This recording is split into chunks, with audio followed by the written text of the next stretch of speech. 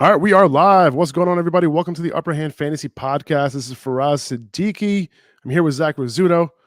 Appreciate everybody joining. We're going to go over the Week 4 takeaways, all the fantasy developments. There's actually a lot to go over in Week 4. I don't know what it was when I was preparing for the episode. There's a lot to talk about. A lot of shifts in backfields, a lot of changes in target share, things like that. So this is definitely an episode worth listening to. 1/4 of the fantasy football season is pretty much over. We got 4 weeks of football, very interesting storylines, and we're going to get right into it. So, Zach, first of all, how was your weekend? Did you have a good football Sunday? It was good, except I won in the leagues that don't matter, and I lost in the leagues that do matter. So that about sums up guess my who weekend. finally got a win in the one league that does matter? Oh my God. What a brutal few weeks. Injuries, it was bad. And, Keenan Allen was out again. If Christian McCaffrey was out this week, I would have lost my shit, honestly. Like, it would have been bad. But glad he was able to come through. And guess who got the receptions finally? Christian McCaffrey finally catching all his. I think he got nine catches in this game. We'll get to it. Yeah. But anyway. One of the big things for me, Deandre Swift was out. I had to replace him with Rashad Penny. Wasn't feeling good about that.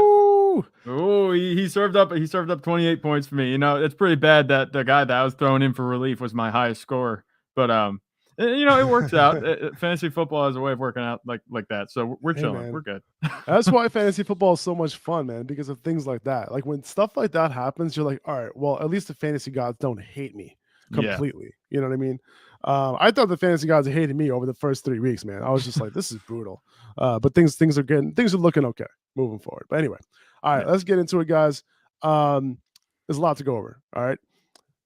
First of all, there were a lot of people who ended up leaving Alvin Kamara in their lineup for this early game, right? He played in week 3, seems to have been fine, getting limited practices in all week, and was a surprise inactive early Sunday morning for a London game. Did you have any Alvin Kamara at all? Or do you have Alvin Kamara in any leagues or not really? No, I remember I'm kind of becoming the Alvin Kamara hater around here.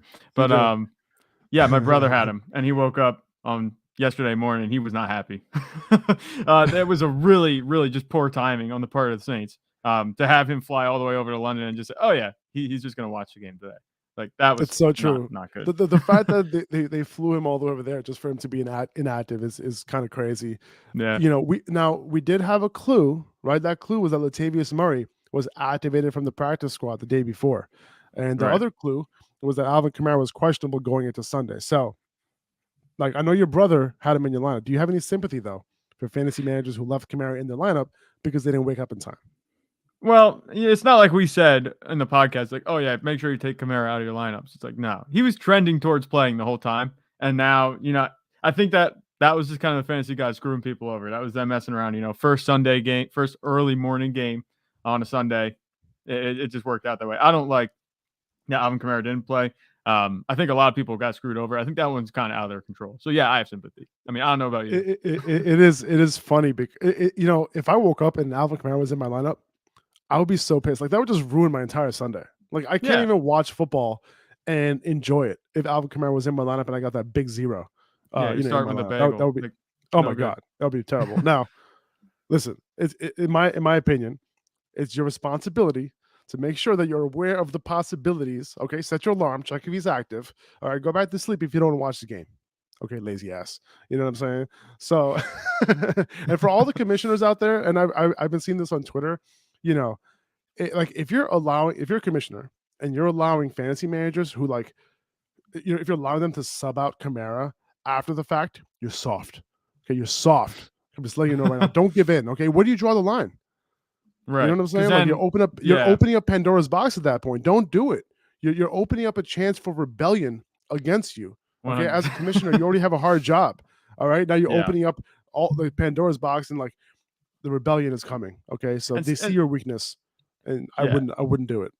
And because it seems like an extraneous, just odd outlier type of thing where Alvin Kamara wasn't available because it was so early in the morning. Like, if you're like me, I had just woken up. Sundays are my day off before football's on. But I think that you can't really say that you can sub him out. I agree with you that letting people sub him out after the fact kind of goes against the whole idea of fantasy football. If you don't want to worry about subbing players out, play best ball. That's what I'm going to say. Hey, it's true. It's true. I mean, I don't know. I'm a little, I've been watching a lot of House of Dragons lately. Yeah. And I guess that's because that's why I have a mentality of like, don't let any, you got to like make sure that you have everything. You have to have that border around you. Don't let anybody cross into your realm. You know what I'm saying? Like, you got to make sure. And like a lot of House of Dragons for me. After watching football all day long yesterday, like the new episode dropped and I had to like watch it with my wife because that show is just so good. It's like the 1 hour of TV I watch per week besides outside of football. Pretty much. Anyway, it was Grandpa Ingram and Grandpa Murray taking over for Kamara, the two oldest running backs in the league. I'm assuming Kamara's going to be back next week. And guess what? I am buying Alvin Kamara right now. People are pissed. Yeah. I'm buying. I mean, nothing changed from last week, and the fact that he was out this week, maybe it's good for him that he didn't take a beating, in a game, and he should be right for next week. That's the hope. But anyway, in that same game, Chris Olave, he got it done with a 26% target share and a touchdown from Andy Dalton. But the Saints, they tried their best to be run heavy with Michael Thomas and Jameis Winston out in that game. So Chris Olave looking like the number one wide receiver on that team. Yeah. With Michael Thomas coming back too, it's interesting. Matt Harmon did a reception perception profile over the first quarter of the season, and he did one on Michael Thomas. And apparently, Michael Thomas has lost a step, and he's not the same guy as he was, several years ago. Not a huge surprise, but there was a notable difference. And it looks like there is a chance for Chris Olave, even with Michael Thomas and Jarvis Landry fully healthy, that he's the best wide receiver on that team. So it's something worth noting, moving forward. So, Olave didn't have a huge day. He caught a touchdown, but he had a high target share. Somebody that if you're looking to potentially buy, you can buy him, relatively high. You're not buying him super low, but he's somebody that could potentially be big, going, to the stretch run of your season after the first quarter of football. Yeah, 100%. And especially if Michael Thomas and Jarvis Landry continue to be, banged up. I mean, I know Landry did play, but he wasn't much of a factor at all in this game.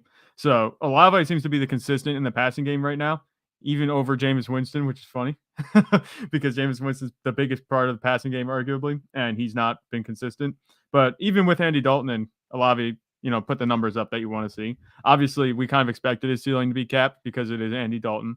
But I think what he did was what we were looking for. He filled in admirably. He got the production he needed, so it's not like you're sitting there and thinking, man, I should have started somebody else over him this week.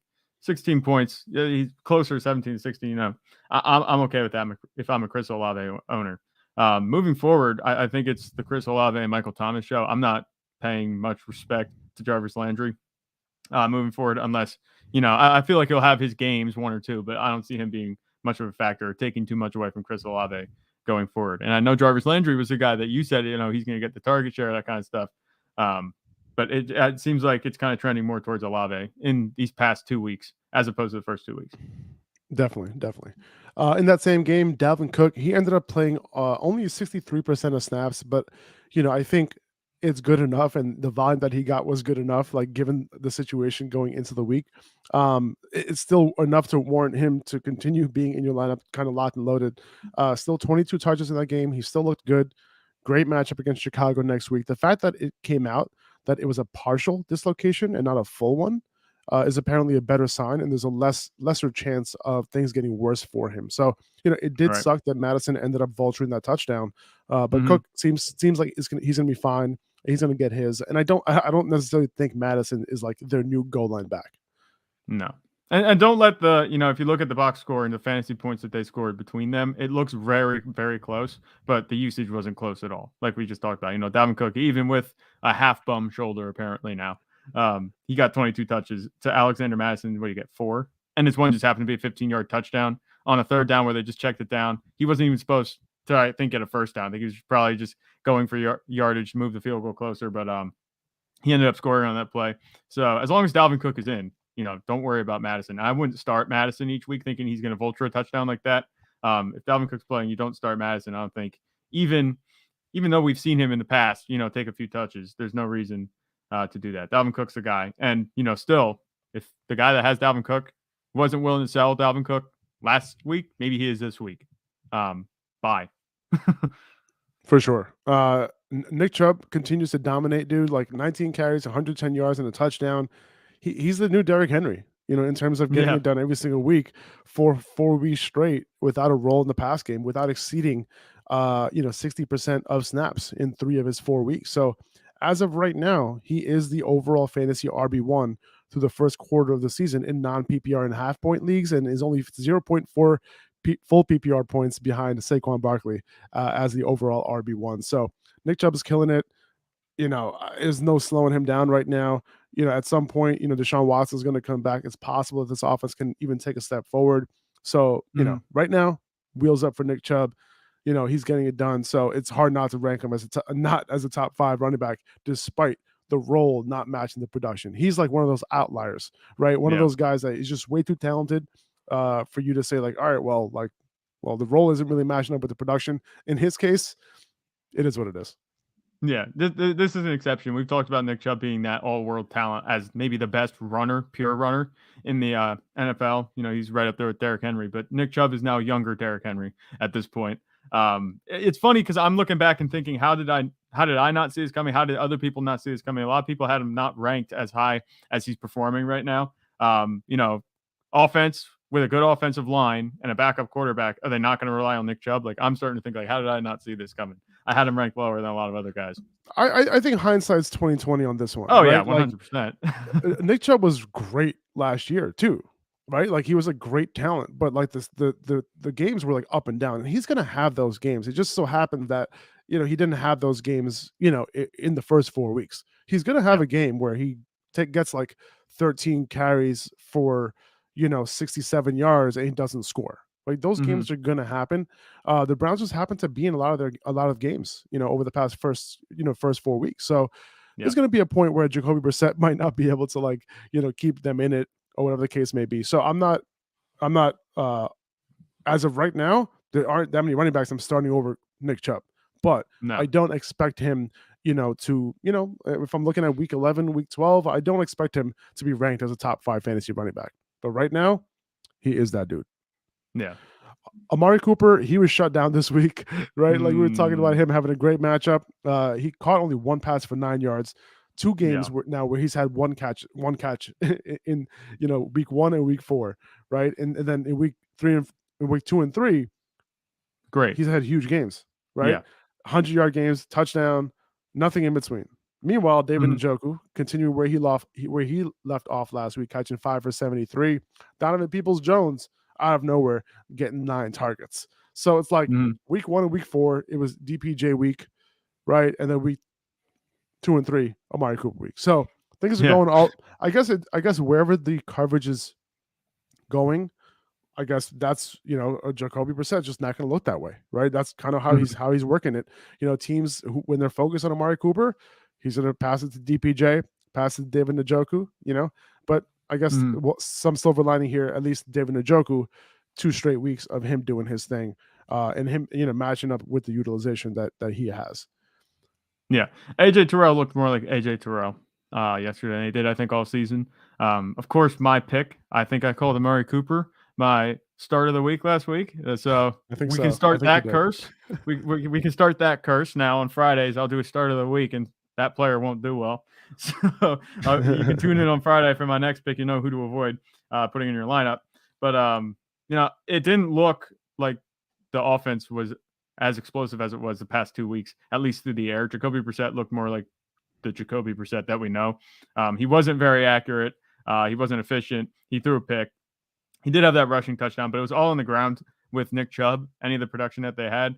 There was a stat that was put out in this game. They were talking about it on the broadcast. They said Atlanta and Cleveland are the only 2 teams up until, obviously they put up 20 points this week that had more than 26 points each of the first 3 weeks. And it was them playing against each other. I was like, that's crazy. Because here was Cleveland, like this superpower offense that we thought maybe we'd have if Deshaun Watson was playing, and they had it with Jacoby Brissett.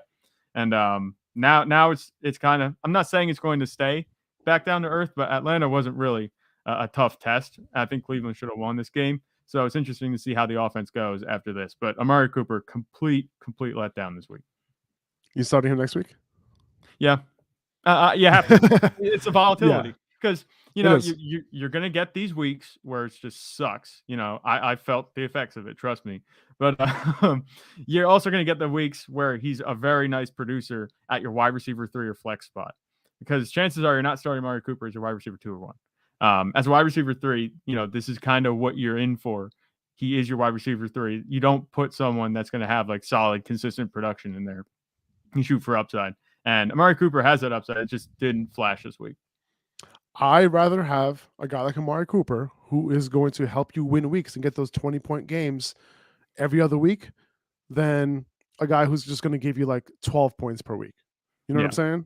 Like, I'd rather that in my flex, because that is the pendulum that swings to get you those W's. And if you don't have that, you just have a bunch of guys scoring 12 points per week. It's not going to get it done for you, right? You need those pendulum swings. You need that ceiling, and Amari Cooper provides it. Just leave him in your lineup.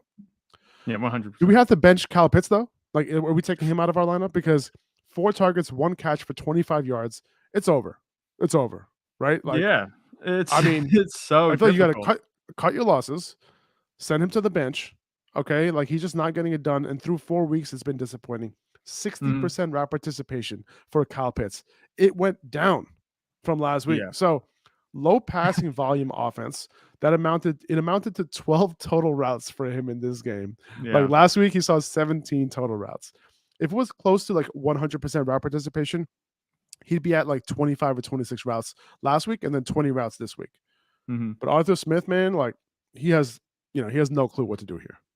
Yeah, he is the bane of all fantasy football players right now, because he did actually go on record and say in one press conference, it's not fantasy football, but when the guy that you have as a difference maker in your offense isn't getting the ball, like, what are you even doing just in a football sense? It was disgusting. You have to, I feel like you have to bench Kyle Pitts, because at this point, streamers are outperforming him. Guys that you pick up on the waiver wire are now doing better than him. It's really difficult. You're not going to be able to sell. I would say this: don't sell him, because we know what he can be. He's a supreme talent, but you're not, A, don't sell him because he's a supreme talent, but also B, because no one's going to buy him. This is a guy that going to get anything for him. You would have to sell him for pennies, and why do that? Yeah, this is a guy that has had 3 weeks at 3 points, and then one where everyone was like, "Oh, maybe he's back." That was still only, was it 12 points?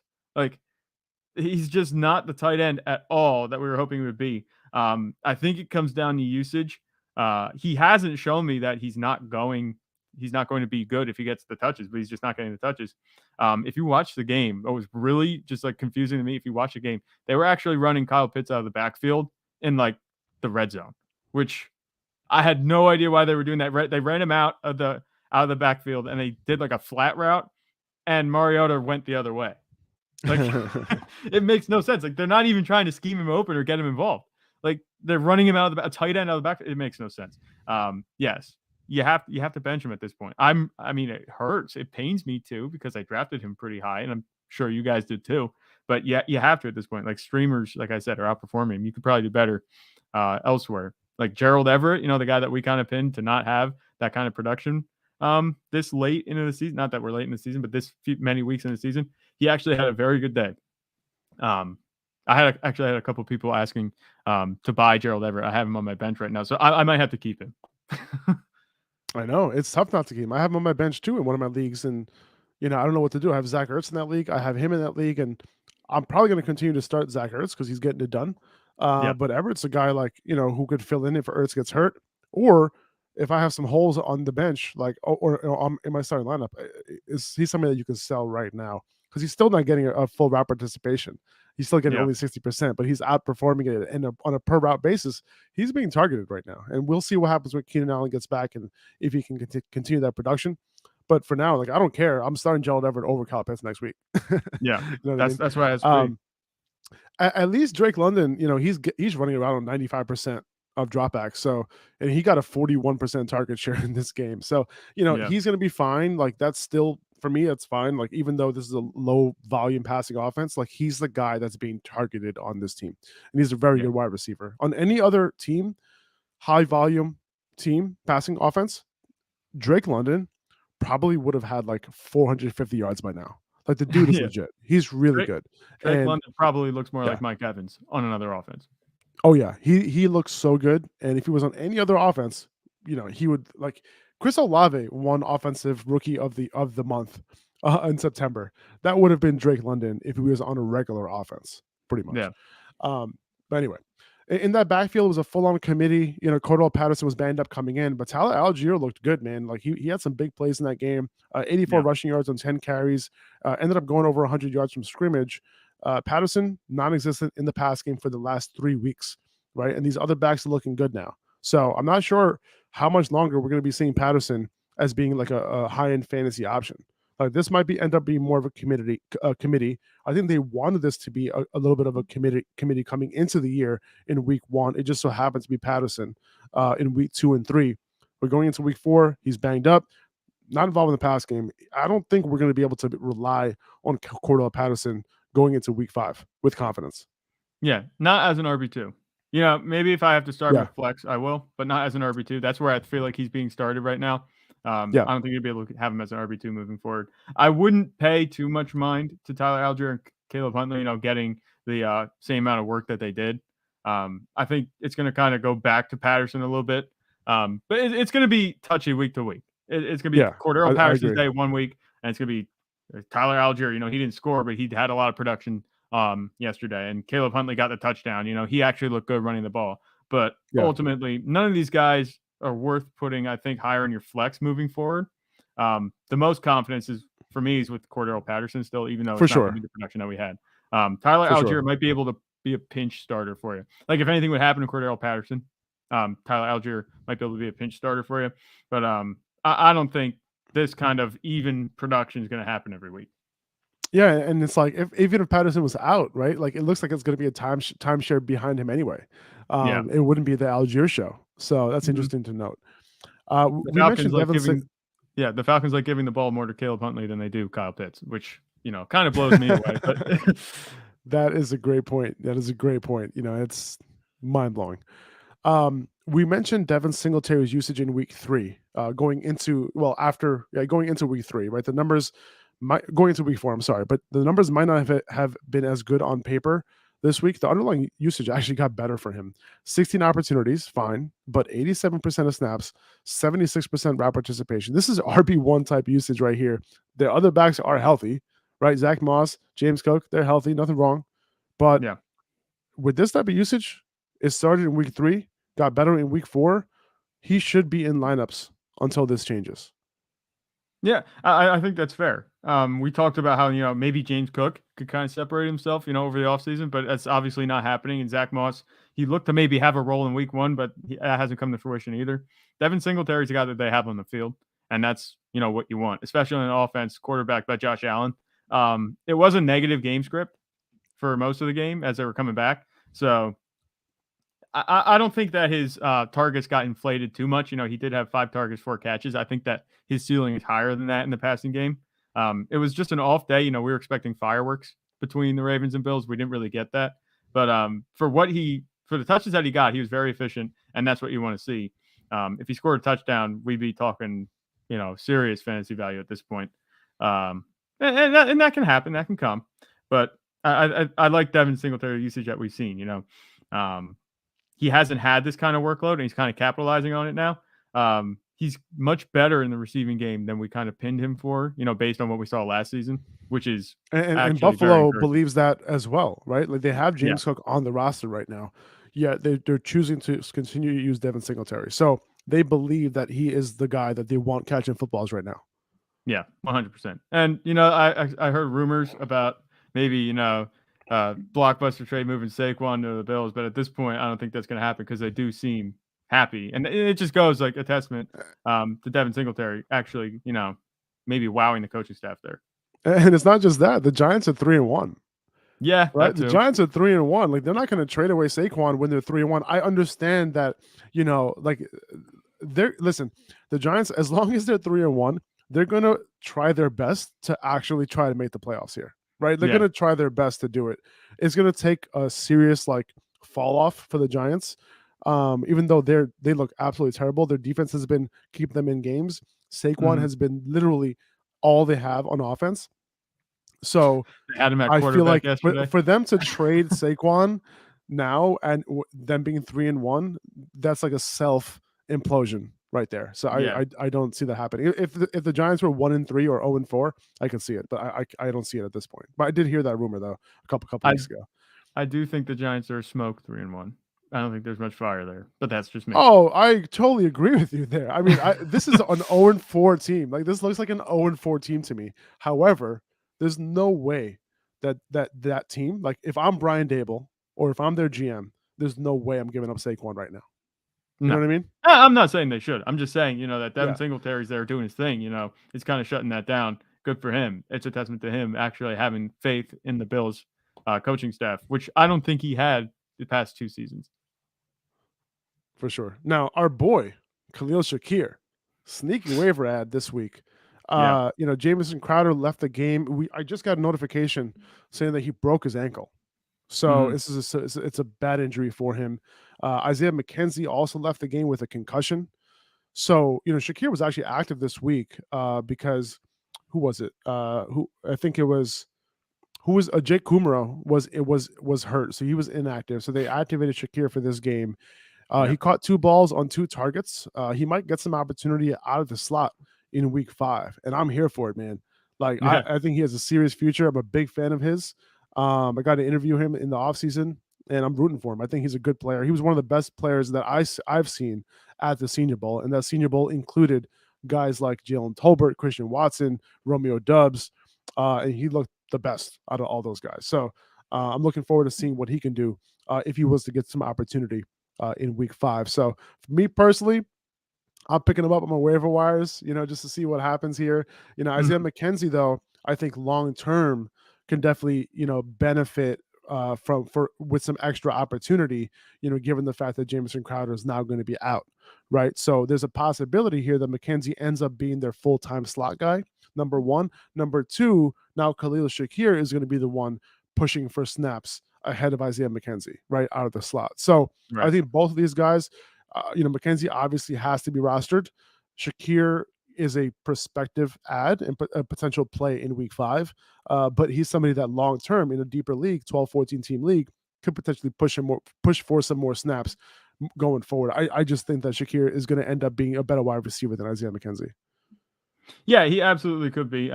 You said you're a big fan of Shakir, and we did a little coverage on him. You talked pretty highly of him in your rookie kit that we did.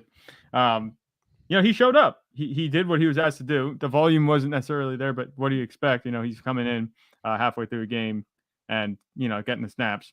He got more looks than I thought that he would, especially with Gabe Davis in the offense. And going back to, Gabe Davis, I could talk about Gabe Davis all day, just how it's infuriating. But, Isaiah McKenzie now looks more like a better fantasy asset at this point than Gabe Davis, because Davis just has been quiet for as many weeks as he's been in, except for week 1, where he scored the touchdown. And that, I guess you could say that's what we expected with Davis. But my kind of takeaway is, unless things turn around quick, he's going to kind of find his way to my bench. And I know as soon as I put him on my bench, he's going to have a big game. But This is the volatility you signed up for. The underlying usage kind of indicated that this would be the case. Isaiah McKenzie is, I think, wide receiver 2 right now, even over Gabe Davis in Buffalo. Crazy, right? Like, that's crazy right there. Like, Gabe Davis this week, man, 9% target share. 9% target share in week 4 in a matchup where you thought that he would take advantage. Now, the weather wasn't great. He was coming off the ankle injury, but he did play, if I'm not mistaken. He played on 100% of snaps. He ran a route on 100% of dropbacks, one more route than Stephon Diggs, and he couldn't get targets. That is tough. That's tough to fathom right there, that he can't even get more than 3 targets in this game. So really disappointing from him. It's really hard to take him out of your lineup because the upside that he presents. Like that game in the playoffs is like literally holding everybody hostage. With Gabe Davis, like, here, you better keep him in your lineup because you never know what kind of game he's going to have. So it's interesting. We'll break it down. Let's hope that a lot of his target share inconsistencies over the past couple weeks is injury related. Maybe that he's on the field as a quote unquote decoy. I don't know. That's probably best case scenario here. I'm probably reaching, but we talked about this, right? Guys who don't earn targets usually don't magically start to earn targets. And it's one of those situations where he might end up being that guy. Now, I think I'm going to give him a little bit of benefit of doubt. He was banged up. Boom. So let's see what happens this week. Let's see if he gets some full practices in, and we'll evaluate for it. I think that works. J.K. Dobbins, he ended up playing on 50% of snaps this week, 13 carries, 5 targets, 2 touchdowns. He was still splitting with Justice Hill. He saw Dobbins saw 4 of 6 goal line snaps. There's still a split there. He split non-goal line short yardage snaps pretty evenly. At least he's making some sort of progress, right? I think he'll be a low-end RB2 for me next week. He will be touchdown dependent, but getting 5 targets on top of his 13 carries, that's something we'd love to see continue. If it does, this won't be the same old Dobbins that we've seen in the past. Same old Dobbins. I don't know why I said it like that. The dude's a stud, but I just want him to get some opportunity, right? Coming off the ACL injury, also a pretty bad injury. But when Gus Edwards comes back, what is this going to look like? I mean, he's already splitting with Justice Hill. It's possible that it gets better over the next couple of weeks, but we'll see. We'll see. Honestly, for me, this is a situation where I'm actually looking to potentially sell. I'm looking to see if what is the scenario? What is the best case scenario for J.K. Dobbins here, right? Is he going to get to a position where he's going to be seeing 60% of snaps and getting every goal line look on this great offense? Maybe. But is a possibility that he doesn't, right? So there's a lot of people who lost JT this week, potentially, Javonte Williams, right? I'm looking to see, let's see what they're willing to pay after a 2 touchdown game from J.K. Dobbins, a very young player that a lot of people are excited about. And there is this mindset, this potential that it's gonna get even better for him, right? Moving forward. As he gets more healthy. Yeah. As he quote unquote, as he gets more healthy. So if that's the case, I want to see what I can get for him. You know what I'm saying? I want to see if I can get a wide receiver 1 back, with a package for J.K. Dobbins. You know what I'm saying? Add something to J.K. Dobbins and see what you can get. So I'm going to try it out. I'm not saying he's a must sell, but I want to see what I can get. Whenever you have these weeks where a player scores 2 touchdowns, where you're normally, if they're scoring, they're usually scoring 1, just to see what happens, just to see what you can get, so you can avoid. There are a huge range of outcomes for J.K. Dobbins. So for me, it's just avoiding the potential negative outcomes for J.K. Yeah, makes sense. 100%. I think 7 times out of 10, I see J.K. Dobbins kind of, suffering from the workload problems that I anticipate in Baltimore's backfield. The talent is there. I'm not betting against J.K. Dobbins' talent. It's right now. I don't know. I think this looks a bit like overproduction to me. He did have 13 carries. He did get technically the majority of the goal line snaps, quote unquote. But I think it's overproduction at this point. Lamar had an off day. You don't want to pin it all on Lamar, but Lamar's been very good through the air. And yesterday, he was not. If those touchdowns shift back to the passing game, we could see more underwhelming performances from J.K. Dobbins. And like I said, don't want to bet against the talent. I think he's very talented. I think he has a bright future. But as of right now, the workload is split just a little bit too much against my liking. I think if you can sell, I'm not saying there's no reason not to, but you're not going to be hurt if you do. Rashad Bateman has a foot injury. He was seen in a walking boot after the game. We'll continue to monitor that. We'll be prepared for him to potentially miss next week. I think he only played 2 snaps in the second half, which is probably why he didn't do as good in your fantasy lineup. But if he is out, I think Devin Duvernay, he is the biggest beneficiary if Bateman misses, and then Demarcus Robinson will be the guy, the next wide receiver up, who's going to be playing a full route participation. Those are the main 2 guys who are going to be on the field most likely if Bateman misses. Michael Gallup returned. He ran a route on 83% of dropbacks. He did end up scoring a touchdown on only 2 targets, but understandable given the fact that Noah Brown has been around and Gallup hasn't. But I expect that to change. I think so. Looking at the numbers here, Gallup did end up running more routes than Noah Brown. That's a great sign for him in his first game back. And that touchdown, should be a little bit of a boost of confidence for Gallup and his return. So I think there's going to be some games where Gallup kind of goes off in this lineup. And hey, man, Cooper Rush 3-0. Yeah. You know, it's not very fantasy related. You know, Cooper Rush is doing very well. But the thing that I keyed in on most was that Cooper Rush is throwing to CeeDee Lamb and giving him that, continued target share week in, week out. And CeeDee Lamb is kind of, producing at that high level. Michael Gallup, like you said, he only got 3 targets. But imagine when Dak comes back. And I'm not saying that like Dak is like, oh yeah, Dak is the best quarterback. He's going to be an automatic boost for these guys. But we know Dak likes to throw to Michael Gallup. So if you have Michael Gallup and he just scored a touchdown with Cooper Rush in at quarterback, I'm feeling fantastic moving forward with Michael Gallup, especially as a wide receiver 3. I deploy Michael Gallup in my lineup the same way I deploy Amari Cooper in my lineup each week when Dak comes back. As of right now, CeeDee Lamb's the guy with Cooper Rush at quarterback. Yeah, I don't want to take it too far away from Cooper Rush, give him his flowers. He's doing very well. But the big thing for me is that he's kind of brought the Cowboys receivers into relevance. Even Noah Brown, like he didn't have a bad day, but I think Noah Brown's going to kind of fade out unless anything would happen to Michael Gallup again. We know Michael Gallup is a little bit tricky. He does get injured. He tends to get injured relatively easily. He tends to miss games, but Cooper Rush has probably been a good streamer for you this week. Michael Gallup, very, very high thinking of him. He's trending in a positive direction. Nice job. Nice job closing that one out. I had to.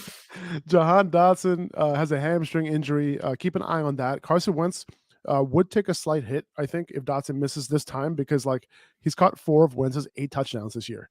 50% of his touchdowns went to Jahan Dotson so far through 4 games. One would hope that if Jahan Dotson does miss some time, which I think he will because he has a hamstring injury, one would assume that McLaurin, he's been a big disappointment for fantasy this year, despite the fact that he's been a baller. You would hope that McLaurin can get some extra targets and maybe some touchdowns and stuff like that, maybe, hopefully. But we'll see. But if you have Jahan Dotson, he's been doing his thing, looking like one of the most, underrated rookies, doing his thing. Somebody that, if you listen to us, maybe he would be on your team. You know what I'm saying? But yeah, it's also, that with that same offense, I think it's time to offload Antonio Gibson if you can. Do you remember after week 1, he had that big game? We told you to sell. You remember that? 20-point performance. That met quite the resistance. When I was talking about selling him, it was like, what are you talking about? He's gonna be great. Now he has Jonathan Williams mixing in on early downs with him this week. Brian Robinson is going to come back soon, potentially next week in week 5. It's very possible Gibson ends up being dead weight on your roster. Even if he is the 1A in an early down committee with Brian Robinson, with J.D. McKissic being the passing down guy, that's not great. You know what that's going to look like? It's going to look like Rashad Penny 2 weeks ago, when he was getting 8 carries and didn't do anything for you, not involved in the passing game, that sort of thing.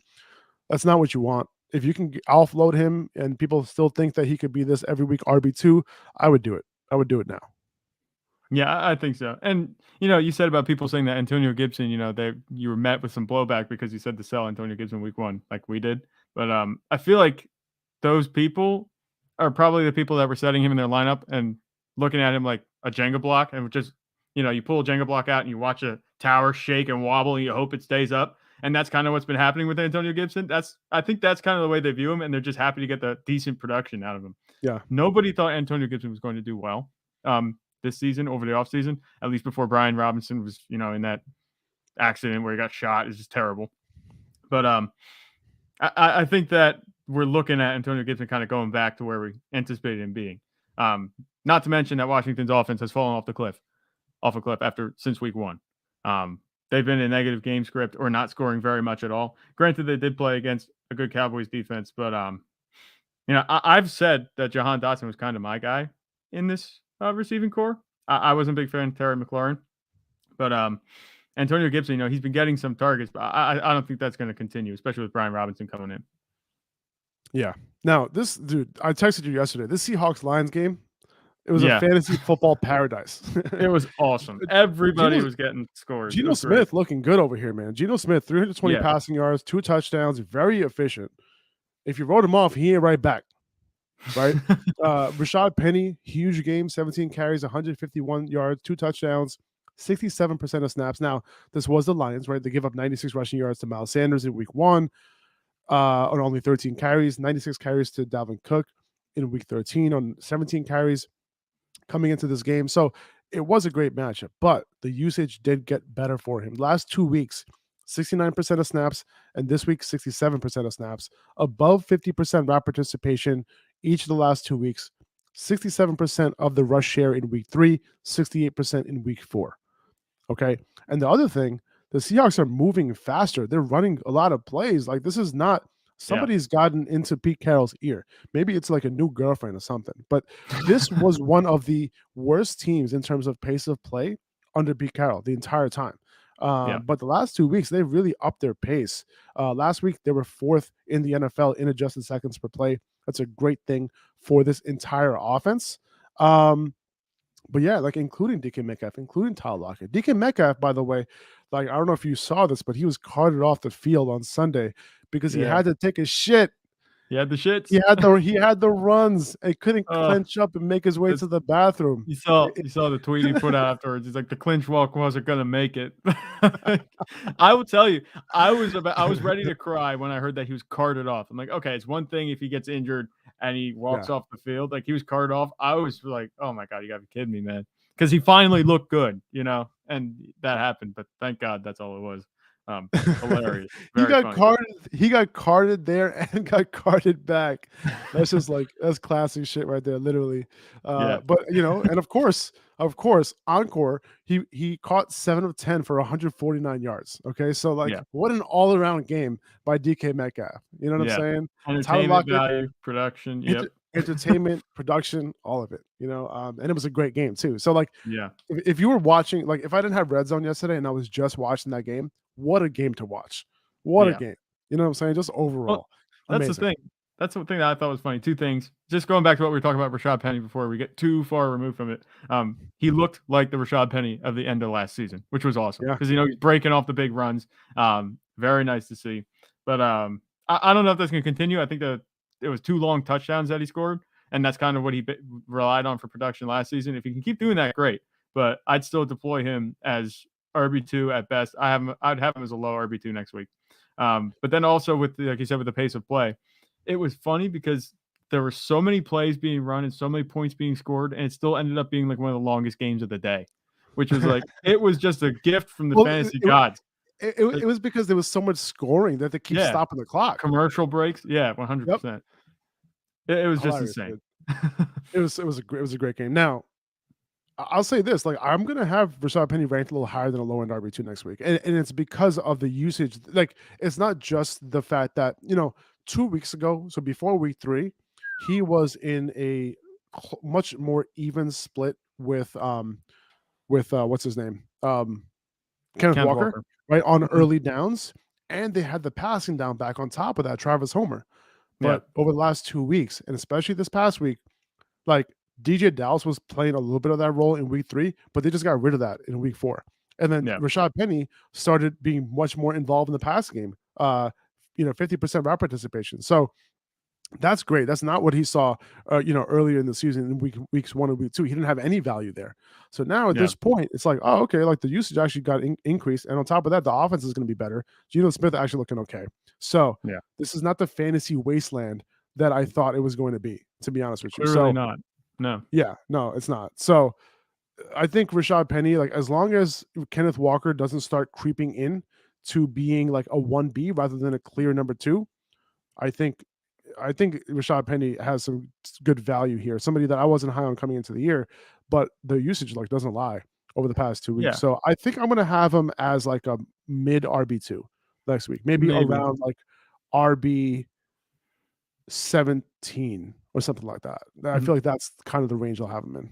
Yeah. So the usage, just one thing with Rashad Penny before we move on. I think it's kind of being inflated by the Lions being like a terrible, terrible defense. They're just really bad at this point. Well, so, I guess that's what do you have? What do you have? 18 opportunities, was it? Like he had 151 yards and 2 touchdowns on 18 opportunities. 17 of those opportunities came on the ground. So it's not like he's getting the receiving work. That's going to be much more. It's going to give him a much higher floor if he's getting the receiving work, but he didn't. It was one target they had, and they weren't throwing much to running backs on the day.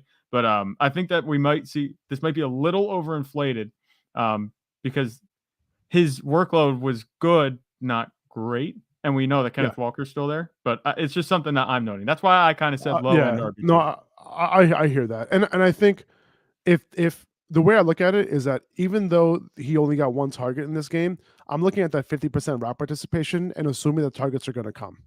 You know what I'm saying? That's kind of how I look at it. I look at that more than the actual raw targets, and I think the targets will come eventually. The fact that he's even on the field in those situations, kind of boosts his value a little bit for me. Mm-hmm. And also, it's like when you look at I think when you look at like the running backs and like who we trust now, it's like there's not a huge list right now. It's like it's very like it's like all right, well I trust this guy and that guy, and like all right, who else? It's not that many. It's like Christian McCaffrey right now, Nick Chubb, Saquon, Joe Mixon.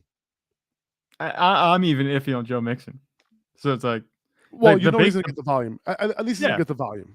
Okay. The big guys. I guess Derrick Henry at this point, now that he's kind of on track again. I don't know. It's not like too many guys. Yeah, the names that you think we'd be saying, like DeAndre Swift, Jonathan Taylor, aren't there. Right. So it's interesting. Speaking of, DeAndre Swift was injured, but speaking of injury, I don't know if you just got the sleeper update or a news. I just got a news report that Javonte Williams tore his ACL. Oh, and he's out for the season.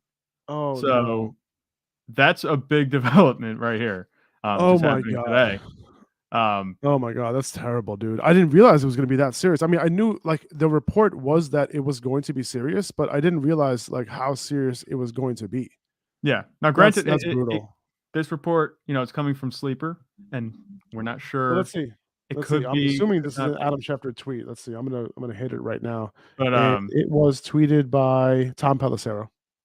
Yeah. So that's over. Not a good. Not at all. So what does that do for the Broncos backfield? So, Melvin Gordon, didn't even look good. So much. This so much sucks. You know what's crazy about this? Javonte Williams saw 92% of snaps in the first half. Yeah. He was on his way. So everything that we wanted was going to happen in this game. Yes. Mm-hmm. And then he got hurt in the first play. He got hurt in the first play of the second half. Yeah. It sucks. Melvin Gordon, he's like the obvious beneficiary here, but the less obvious one, but very notable, I think, is Mike Boone. Yeah. He had a ton of the early down work. He had some of the 2-minute work and third down work, and he's readily available on waiver wires. So I think he's probably the number one waiver wire pickup this week.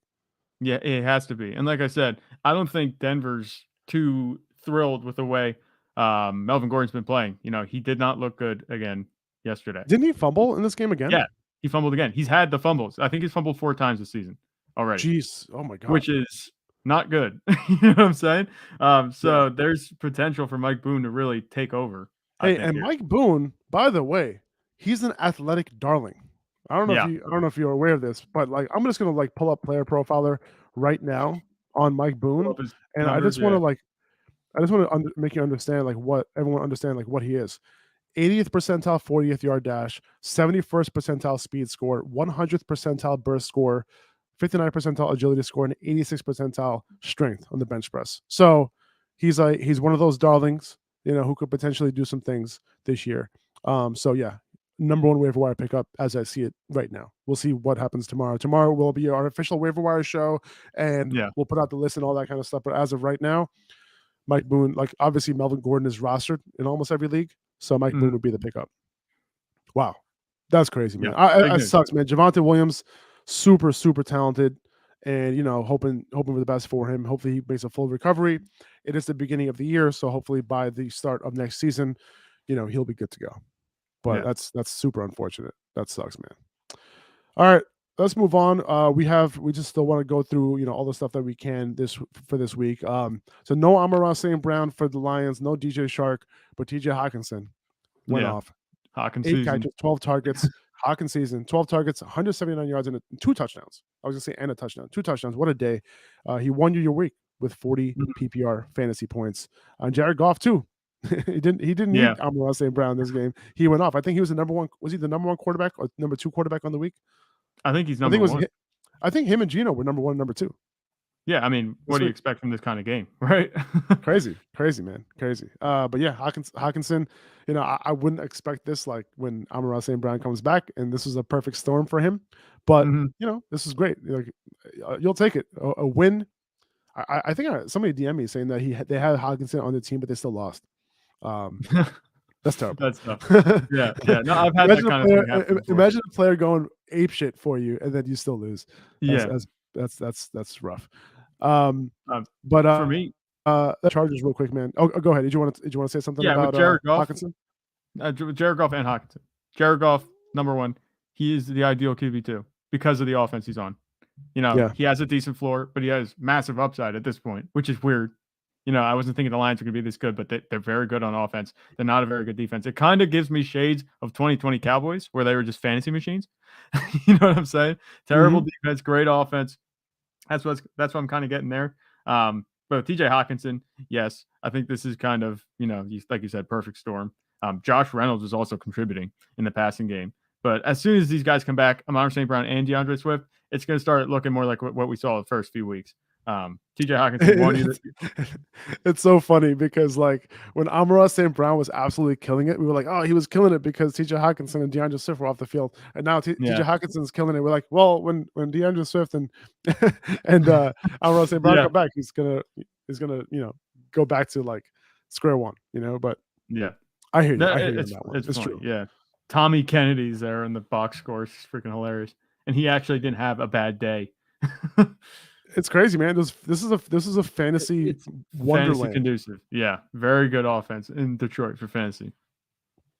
Austin Eckler, he was back doing Austin Eckler things. 3 total touchdowns and over 100 yards from scrimmage on 19 touches. Eckler is currently on pace for 115 catches, which would be 1 catch behind Christian McCaffrey's record of 116, and he did it in 16 games. A little bit more impressive, but still. Yeah. Eckler is on pace for a shit ton of catches. Obviously, Keenan Allen being out, that could be contributing to that, but we'll see. Unfortunately, we didn't get a chance to see if he would get any of the goal line snaps back. We didn't get any goal line snaps from this offense over the past 2 weeks. They just didn't have any. So, if he gets those back, boom, he's back to what he was last year. If he doesn't, it's unfortunate. He won't be getting back to what he was last year. Yeah, a much different outlook at this point right now after a 3 touchdown performance. You know what I'm saying? Of course. Because we were talking about if I saw some goal line carries and they were not going Austin Eckler's way, I would be selling after that game. Unfortunately, we just don't know. But it seems like, it's the receiving game that's going to give him a floor to the point where you don't have to worry about seriously having whiffed on Austin Eckler this year. Yeah, that's the hope.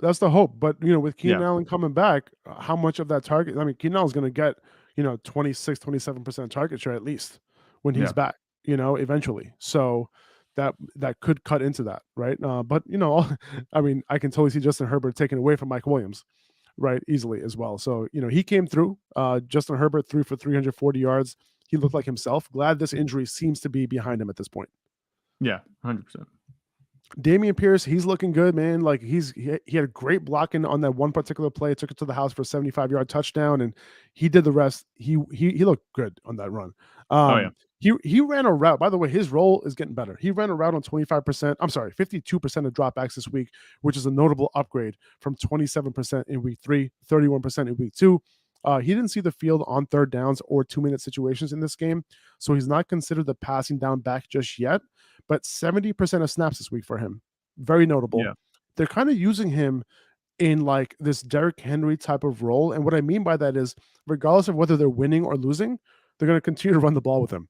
So, kind of that's what the end. He's like their engine of their offense. So that would be great. You know what I'm saying? If that's the case for him, that is very good. Because we don't have to necessarily worry about him coming off the field when they're in a slight negative game script. Yeah, and that's kind of what we talked about. Damien Pierce, if he could be the engine to the offense, it would be really good for him, and that's kind of what we saw. He wasn't very efficient with his passing work. He only had 8 yards receiving on 6 catches, which makes me think that, there's still production left on the table. There's still a ways for him to go in terms of his ceiling, but I'm not sure. I don't think the 6 targets is going to be as sticky as maybe the carries that we saw. But regardless, his role looks much better, and it's only gotten better every week. It's gotten a little bit better for Damien Pierce. Rex Burkhead is still a factor. He did have that touchdown, so all of Rex Burkhead's came in the receiving game. So we know Damien Pierce has the ground game unlocked. If we could get the receiving game, even just partially more consistent, we're looking at a very nice fantasy asset, especially if you drafted him where he's being drafted early this offseason, very low. Now, Adam Schefter just tweeted out. I was going to say that never mind. Adam Schefter just tweeted out that Jonathan Taylor's X-rays on Jonathan Taylor's ankle were negative, and he has a chance to play Thursday night.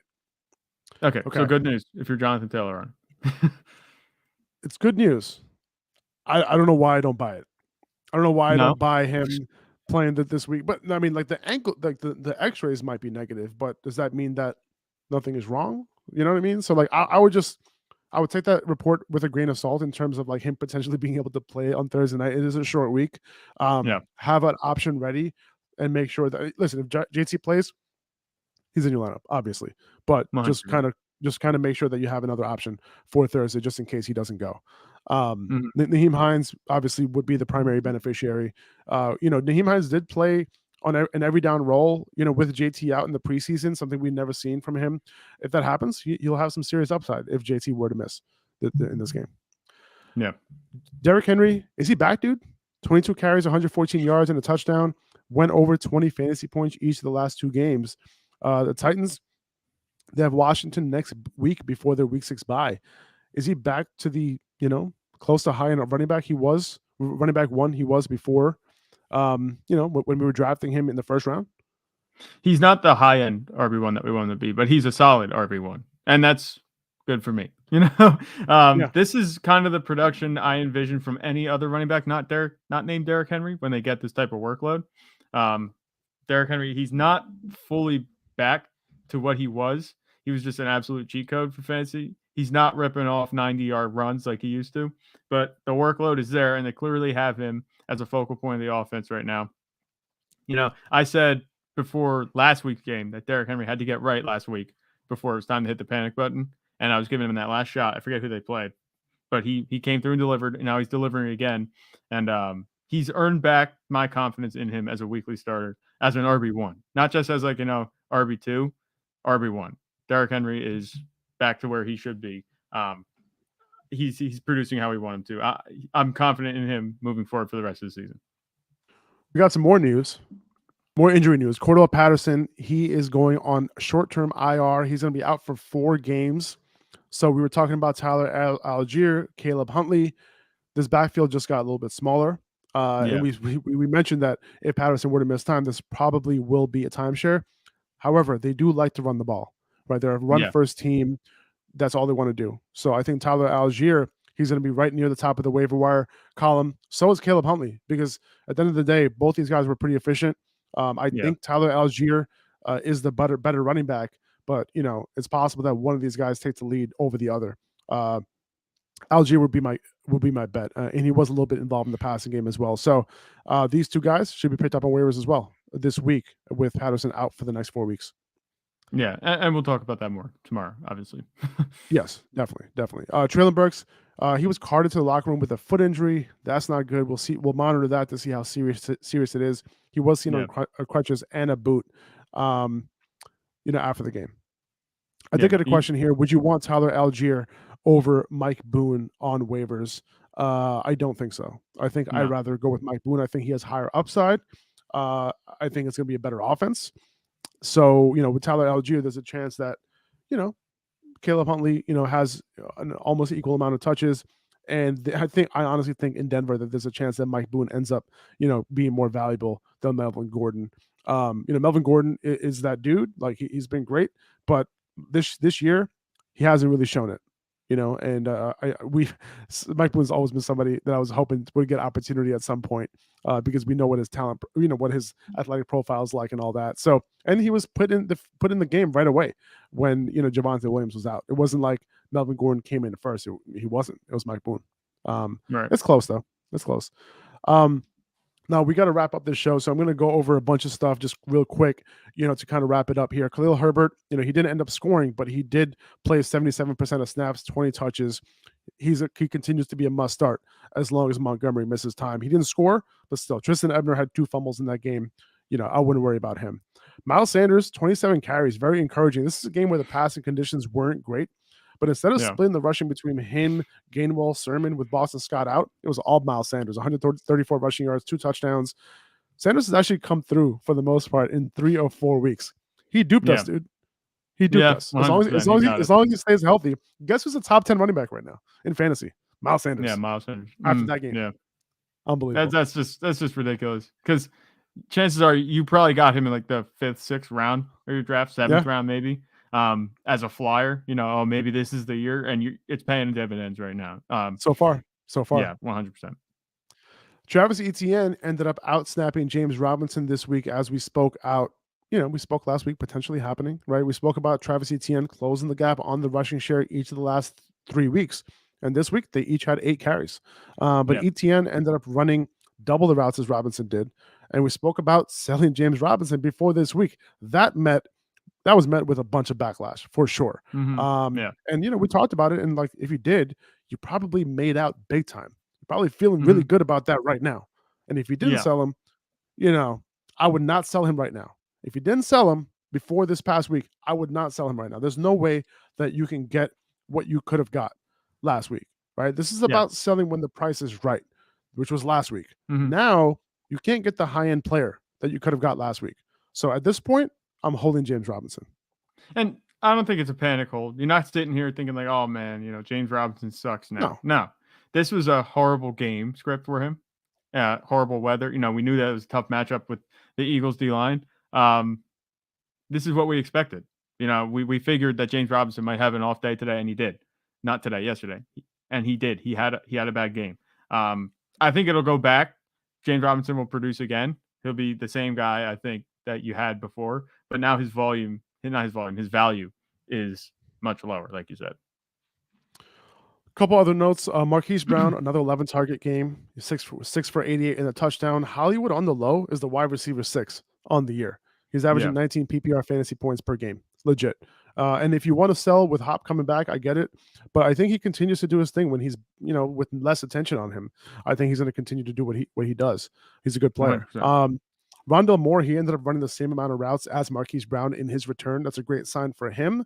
He didn't get a bunch of production, but most of his routes were not from the slot in this game. Only 34% of his routes were from the slot. It did limit Greg Dortch, though, as expected. We talked about him being, benching him this week. He only had 1 catch in this game. I do think that when AJ Green is back, Moore will be back in the slot. And I think that has a lot to do with why Moore couldn't get anything going, because he's a slot guy. He's not an outside wide receiver. He's not a guy that is going to get open on the outside. That's not his game. Christian McCaffrey, finally being used in the receiving game, 9 for 9 for 91 yards and a touchdown. Finally, he's back. This is the type of usage we like to see. Competent coaching, hopefully. We'll see. But they still that's quite a standard. Competent. Competent. Yeah, seriously, man. Breece Hall, he's taking over this backfield right now. 17 carries, 6 targets, 66% of snaps, half the 2-minute snaps, most of the third down snaps. He's good to go. Put him in your lineup. I think every week RB2 at this point, and he's going to have RB1 upside if the usage continues. Yeah. The Steelers made a quarterback change. Kenny Pickett coming in, provided the spark that offense needed. He did show a willingness to run. So there might be some fantasy upside here. Like, you never know what the upside is going to look like. He has the weapons. I think he's worth picking up, just to see what happens. If you need a quarterback and you're trying these low-end guys, just pick him up, see what happens. I'm not saying to start him next week, but he has the weapons. This is the Steelers, and there is some potential upside here, especially if he's willing to run the way that he showed that he's willing to run yesterday. Yeah. George Pickens on that team caught 6 of 8 targets for 102 yards, finally having a good game. A lot of his production was with Mitch Trubisky, but with Pickett, behind center, he should be picked up, right? Like in the second half, Pickett did end up targeting him at a high rate. So that's 2 weeks in a row now with 20% or higher target share for George Pickens. So if he's available, I know a lot of people are stashing him, but if he's available in your league, I pick him up right now. Yeah. Ramondre Stevenson, he continues to get touches. He led the Patriots backfield in snaps once again. 19 total touches in this game, involved in the pass game. He's our RB2 right now. Damian Harris, touchdown dependent flex, given he's not involved in the pass game. Does that make sense? Yeah, no, I think that's 100%. Both of the Patriots running backs look good against a good Packers defense. So it's interesting. They had very similar workloads. You know what's interesting too? It's like the Packers knew what they were doing on every play because they had the rookie with Bailey Zappi at quarterback. Yeah. Like I wonder who the ball's going to, and they still actually they took it to the wire. It was a close game. Unbelievable, man. Romeo Doubs, 8 targets in this game. He came through with 5 catches for 47 yards and a touchdown. He dropped what would have been the game-winning touchdown. That would have put him at 2 touchdowns for the day. And Aaron Rodgers thought that he caught it, but he didn't. Alan Lazard, he also had a good day. 6 catches for 116 yards. I think so. Looking at these numbers, these 2 were the only Green Bay wide receivers to run anywhere close to full route participation. So it looks like both these guys are very startable moving forward. Yeah, I think so, especially with Aaron Rodgers at quarterback. I think you can't go wrong. Christian Watson, he did have that rushing touchdown, but he's not anywhere close to the usage or the trust, I think, in Aaron Rodgers as Alan Lazard and Romeo Doubs are. So he only saw a couple targets in this game. So yeah, and the thing about Romeo Doubs, just a side comment on that catch that wasn't, that was almost a second touchdown. That looked very much close. It kind of flashbacks to the Dez catch. It was exactly what happened. Now it was a Packers receiver. Yeah. Dez tweeted about it too. He's like, that was the catch. That was. Every time I get sleeper notifications, Treylon Burks has turf toe. No surgery is necessary, but we know how bad turf toe can be, and that can leave guys sidelined, and that sucks. Yeah. I might drop Treylon Burks if I have him. If you can't put him on IR with turf toe, you're not going to be able to start him for the next few weeks. Yeah, that's true. Yeah, that's pretty tough. So we talked about Javonte, Josh Jacobs, man. He went ham in this game. This is the best game of his career. 28 carries, 144 yards, 2 touchdowns, 89% of snaps. Ran around on 72% of dropbacks. That's elite usage right there. 34 total opportunities, given that he had 6 targets as well. If I had Josh Jacobs, I'd draft him as a dead zone running back, someone I was not targeting personally. It's looking pretty good for Josh Jacobs right now. And he's like a high-end RB2, if this continues. Yeah, he's looked much better these past 2 weeks than he has the first 2 weeks, and that's kind of come with the usage kind of shifting his way big time. We're talking about Brandon Bolden maybe being a guy to target, because of the passing game. That wasn't the case. He got a lot of passing game looks today. Not today, yesterday. I don't know what I'm talking about today. Yesterday. But the run game, their dedication to the run game is what's kind of, encouraging for Josh Jacobs. Even with Devontae Adams and Darren Waller and, they were missing Hunter Renfrow. The run game was where they were going early and often. Josh Jacobs, suddenly it seems like the Raiders are okay with using him. They didn't pick up his 5th-year option, which this is why I wasn't really expecting this type of performance, but it's here. So it's good. I'm not going to say sell high because he's kind of producing pretty consistently so far this season. So last thing I want to talk about is Clyde Edwards-Helaire. He ended up with 19 carries for 92 yards and a score on the ground, 1 through the air on a 2-yard circus pass from Patrick Mahomes. I don't know if you saw this clip, but he was practicing. He was like playing basketball with the football, like earlier, like in pregame warmups. He did like a spin move, like he was like posting up on, I forgot who he was doing it to, but he posted up, fade away, hit the shot, and he did something similar and hit the fadeaway to Clyde Edwards-Helaire in the end zone. But the Chiefs, listen, they were up big all game long. Clyde ended up taking advantage of the game script. Isaiah Pacheco got work as well. The running backs were able to rack up 32 carries in this game, 56% of snaps for Clyde. The usage itself hasn't necessarily changed on a percentage standpoint. The game script allowed him to rack up carries. I would love to see, like, listen, I've been talking about selling CEH every single week, right? And how long am I going to say it for, right? I'm probably going to end up saying it until the damn fantasy football trade deadline. However, this is not sustainable, okay? Like, I know that it's so tough to trade somebody who's been scoring fantasy points for you, but I'd love to see what I can get back for CEH in a trade right now. I think you'll be surprised. Shoot for the moon. CEH team, shoot for the moon. Shoot for Jamar. Shoot for Justin. Shoot for all these guys. See what happens. Just shoot for it. You never know. That's the guys I'm trying to get. I'm not just trying to get these guys, these random dudes, and just trade away the usage. I'm sorry, trade away the production. No. Like at this point, you're going to start CEH in your lineup, obviously. Like he's not going to be on my bench anywhere. But see what you can get after games like this. Look at his game log. Yeah. Like that's very attractive. That's what I was about to say. There's no dud that a lot of people look for and like, oh, well, that's going to happen, in the future. There's no dud so far. So now this is peak value, I think. Peak value. Because what happens if he has a bad week next week? And, we've said, it's funny because we keep saying this every week. What happens if he has a bad week next week? But what happens if he has a bad week next week? And we talk about capitalizing on the value that you have and, going and getting other guys that, might be able to return more value. This is exactly that scenario. It's not like this is 30 and 40 points a week. This is solid RB2 production, with RB1 upside. I think he could get a lot better, maybe even trade up to a better running back. I don't even know. He's a very nice trade piece right now. 100%, man. 100%. All right. We went way over time today because we had a lot to talk about. We really broke down a ton, a bunch of live stuff coming in, as we're talking. So I'm glad that we were able to hit it all in the podcast today rather than you having to wait for it tomorrow. So appreciate you guys. Thank you so much for listening to the episode. If you can rate and review the podcast on Apple Podcasts, on Spotify, whatever you listen to, we would really, really appreciate it. We'll see you guys tomorrow. We're going to talk waivers. We're going to order those waivers out for you and to make it easy for you guys to make your claims. Take it easy. Thank you guys so much. See you later. Peace.